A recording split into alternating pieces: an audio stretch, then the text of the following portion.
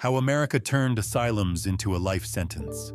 In a locked attic, buried under a century of dust and forgotten memories, a discovery was made. Hundreds of suitcases, untouched since the day their owners arrived. Men's on the left, women's on the right, all carefully organized, waiting for a return journey that would never happen. They belonged to the patients of the Willard Asylum for the chronic insane, a place that was supposed to be a refuge but became something else entirely. This isn't just the story of an abandoned hospital. It's the story of how a system designed for care became a prison, and how thousands of lives were packed away, left behind, and almost erased from history. How did America turn its asylums into a life sentence? Section 1. The Promise of a Refuge. To understand what Willard was meant to be, you first have to understand what came before it. In the mid-19th century, America had no real system for caring for the mentally ill. If you were poor and considered insane, your fate was often sealed within the walls of a county poorhouse or almshouse. These weren't places of treatment. They were squalid, overcrowded catch-alls for society's unwanted. The elderly, the disabled, the poor, and the mentally ill were all warehoused together.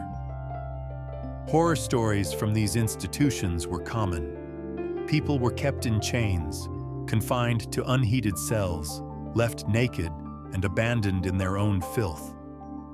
One woman, Mary Rote, spent 10 years in a cell at the Columbia County Poorhouse, described as demented and deformed, and living in a near-nude state. This was the reality that a new generation of reformers was desperate to change. In New York, a physician named Dr. Sylvester D. Willard launched an investigation into the conditions of these poorhouses. His findings, presented in an 1865 report, were so shocking they spurred the state legislature into action.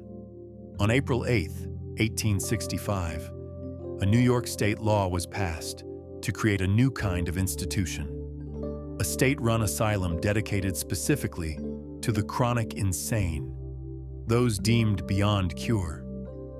Tragically, Dr. Willard died just days before the law passed, and the new facility was named in his honor, the Willard Asylum for the Insane. The timing of the law is a stark historical footnote, passed just 6 days before the assassination of President Abraham Lincoln, marking a nation on the cusp of radical change. The vision for Willard was revolutionary. It was built on the principles of moral treatment, a philosophy that championed kindness, dignity, and therapeutic labor. The asylum was constructed on a sprawling, picturesque campus on the shores of Seneca Lake. It was designed to be a self-sufficient community, a place of sanctuary, not a prison. With its grand Victorian buildings, farms, and workshops, it promised its patients a life of purpose and peace. On October 13, 1869, a steamboat arrived at the asylum's dock. The first patient admitted was that same woman, Mary Rote. She was brought ashore in chains. At Willard, her chains were removed. She was cleaned, clothed, and given a proper room. Officials reported with pride that her habits and general appearance quickly improved. Mary Rote became the living embodiment of Willard's promise, to rescue the forgotten and offer them humane care. In its early days, the asylum was a grand experiment. In the decades that followed, it would even add amenities like a movie theater and a bowling alley. It was a beacon of hope, intended to redefine how America cared for its most vulnerable. But this ideal, built with such high hopes, would soon begin to crumble. Section 2. The Betrayal of the Promise. The slide from sanctuary to prison wasn't sudden. It was a slow, creeping decay, fueled by forces both inside and outside Willard's walls. The initial philosophy of moral treatment was labor-intensive and expensive. As the asylum's population swelled, funding failed to keep pace. The ideal of individualized care gave way to the grim necessity of mass custody. The core of the problem was embedded in Willard's very charter. It was an asylum for the chronic insane. While some patients did recover and were discharged, the facility was primarily a holding center for those society had given up on. If you were sent to Willard, the expectation for many was that you would never leave. Over its 126-year history, more than 50,000 people were admitted. It's estimated that at least half of them died there. For many, a stay at Willard wasn't a hospital visit. It was a life sentence. The institution became a dumping ground. Families unable or unwilling to care for relatives and county officials looking to offload undesirables all sent people to Willard. The reasons for commitment were tragically broad and often reflected social anxieties more than medical diagnoses. People were admitted for nervousness, epilepsy, and even just old age. Once inside, your individual identity began to dissolve. You were no longer a person. You were a patient, a case number, an inmate in a sprawling system that had little interest in who you were before you arrived. The daily routine was one of monotonous labor. Patients worked the farms, ran the kitchens, and staffed the laundry. They even dug the graves for fellow patients who passed away. One man named Lawrence, admitted in 1918, reportedly found his purpose as the hospital's unpaid gravedigger. He worked the job faithfully for decades, long after showing any signs of his initial emotional distress, and was ultimately buried in an anonymous grave in the very cemetery he tended. His story reveals the perverse logic of the system. Good workers were often too valuable to the institution's operation to ever be considered for release. This slow erasure of life is what makes the discovery in the asylum's attic so profoundly haunting. In 1995, as the Willard Psychiatric Center was being closed for good, an employee named Beverly Courtwright unlocked an attic door and stumbled upon a breathtaking scene. There, coated in decades of dust, were over 400 suitcases, systematically stored with men's on one side and women's on the other. These were the bags that patients had packed when they were first committed, stored away between the 1910s and the 1960s. When a patient died, their family could retrieve the belongings, but many were too poor or had long since severed ties. So the staff stored the suitcases in the attic, where they sat as silent testaments to lives interrupted. Photographer John Crispin, who began documenting the suitcases in 2011, called them a unique representation of the lives of people who had lived at Willard. His work reveals what was lost. These weren't the bags of people planning for a permanent institutionalization. They were packed with the artifacts of a life they expected to return to. Inside were family photographs, cherished dolls, and letters from loved ones.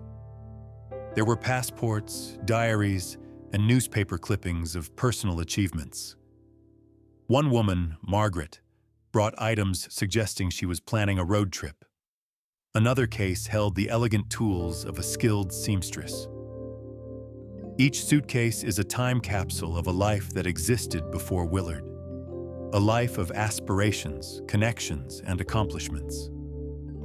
They held the things people believed they would need for a short stay, a temporary pause before resuming their place in the world.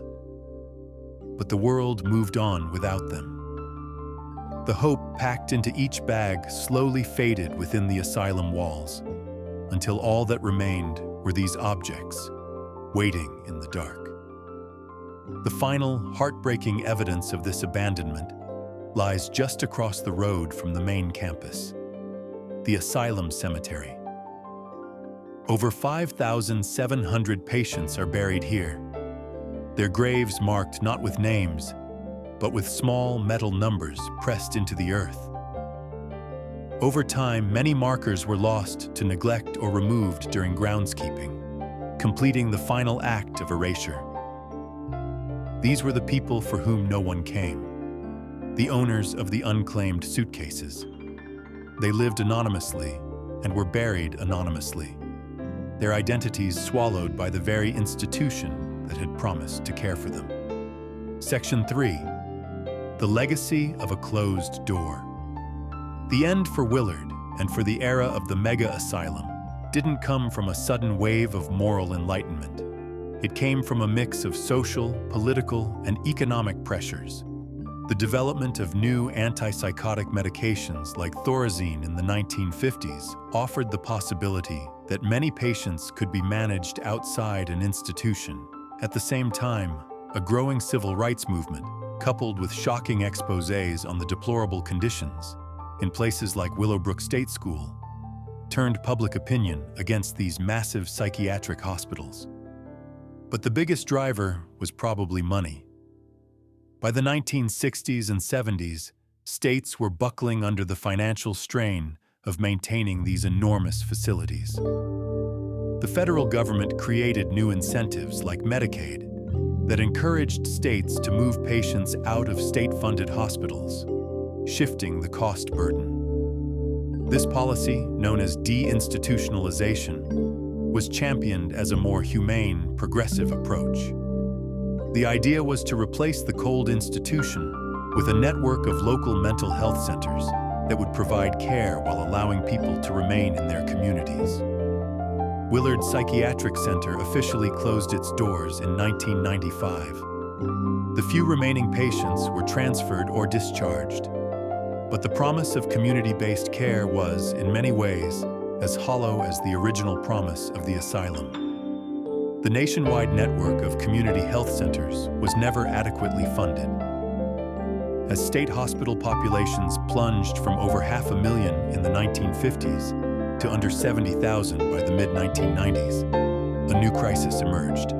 Without a proper support system, many former patients were left to fend for themselves, leading to a dramatic rise in homelessness among people with severe mental illness. Jails and prisons became the new de facto asylums, ill-equipped to handle a population that needed medical care, not punishment. The system hadn't solved the problem. It had just moved it onto the streets and into the criminal justice system. Today, the sprawling campus of the former Willard Asylum stands as a quiet monument to this history. Some buildings have been repurposed for a state-run drug treatment program for prisoners, while many others are left to decay, their halls silent. But the story of Willard refuses to be forgotten, thanks largely to those who have worked to preserve its memory. The discovery of the suitcases led to The Lives They Left Behind, a powerful book and museum exhibit that gave voice to these forgotten individuals.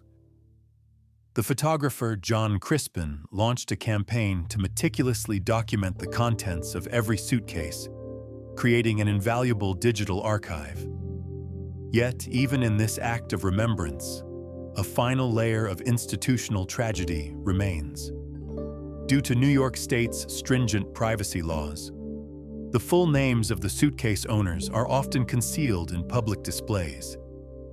They are known to us only by a first name and a last initial: Freda B., Charles L., Anna G. While dedicated researchers are slowly piecing together some of their full stories, for many, their identities remain shielded. In a sense, they are forever institutionalized, their stories powerful but incomplete. Conclusion: the story of Willard Asylum is the story of a great American contradiction. It was born from a noble idea that a society should care for its most vulnerable with compassion. But it became a place where dignity was stripped away, where lives were put on hold indefinitely, and where people were forgotten. The system built to save them ended up imprisoning them. The suitcases in the attic are more than just abandoned objects. They're tangible proof of the human cost of a failed system.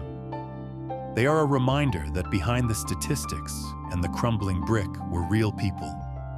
People who loved, who dreamed, and who packed a bag one day, hoping for a future that was ultimately stolen from them.